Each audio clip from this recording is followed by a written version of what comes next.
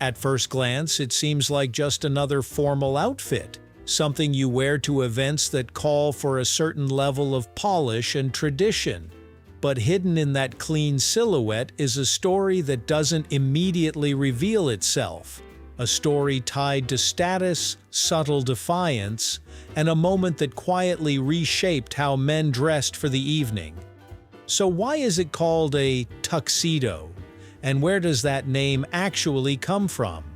It's not as straightforward as it sounds, and the answer takes us somewhere very specific, where one small change turned into a lasting identity. Let's dive right into it, right here, on History of Simple Things.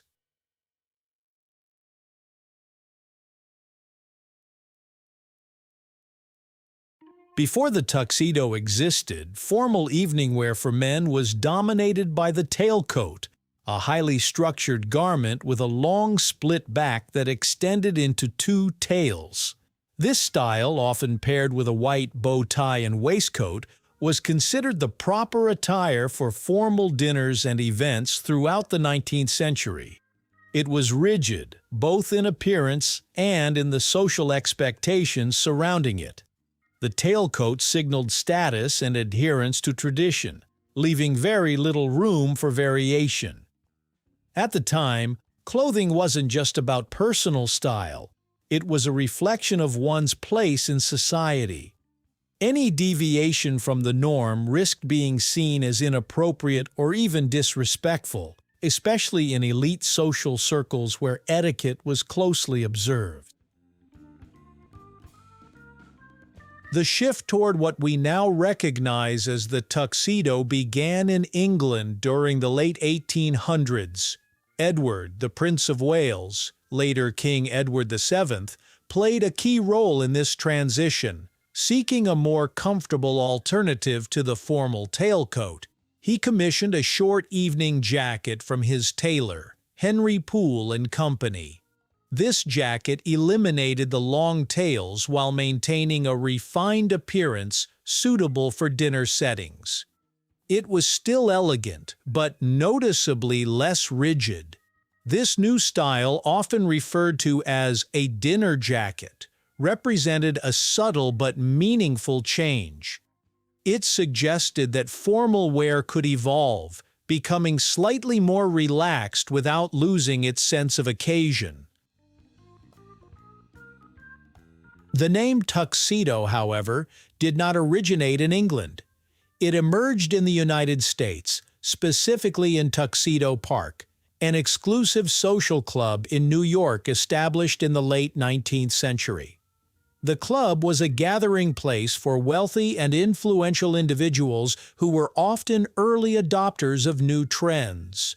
According to widely accepted accounts, a member of the club, James Brown Potter, introduced the shorter dinner jacket to this American audience after encountering the style in England. When he wore it at Tuxedo Park, it drew attention for its departure from traditional evening wear. The location became closely associated with the garment, and over time, the jacket and eventually the entire outfit came to be known as a tuxedo. What's interesting is how quickly the name took hold, especially in the United States. While the British continued to use the term dinner jacket, Americans adopted tuxedo as the standard name. This reflects a broader pattern in language and culture, where regional influences shape terminology in lasting ways.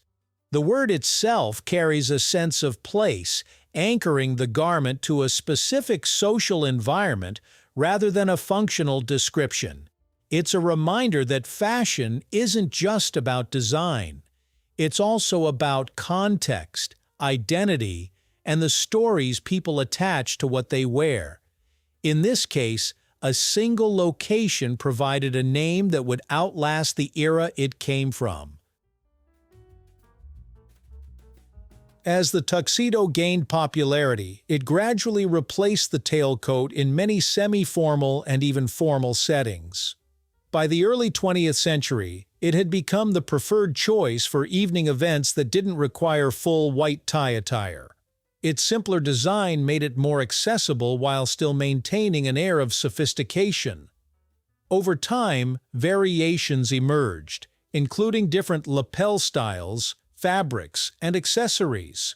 But the core idea remained the same: a streamlined alternative to more elaborate formal wear. Despite these changes, the name tuxedo stayed consistent, even as the garment itself adapted to modern tastes and expectations. Today, the tuxedo is recognized worldwide as a symbol of formal elegance, worn at events ranging from weddings to award ceremonies. Interestingly, the original association with Tuxedo Park is not widely known outside of historical discussions. The name has become so embedded in everyday language that it feels universal, detached from its origins.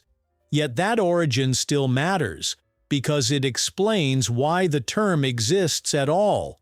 Unlike many clothing names that describe shape or function, tuxedo is a cultural artifact, a word that preserves a specific moment when tradition shifted and a new standard quietly took its place. The tuxedo's name is a reflection of how fashion, culture, and place can intersect in unexpected ways. What began as a practical adjustment to formal wear in England found its identity in an American social club, eventually becoming a global standard. The word itself carries that history, even if most people never think about it when putting on the suit.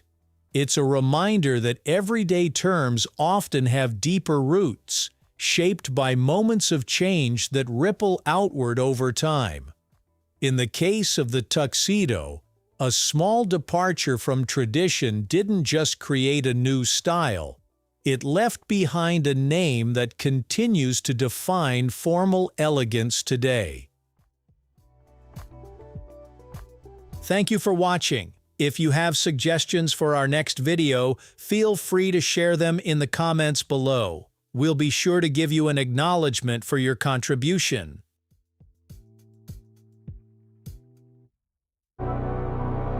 Thank you for joining us on this journey through the history of simple things. Don't forget to like, subscribe, and stay tuned for more stories woven through the smallest details.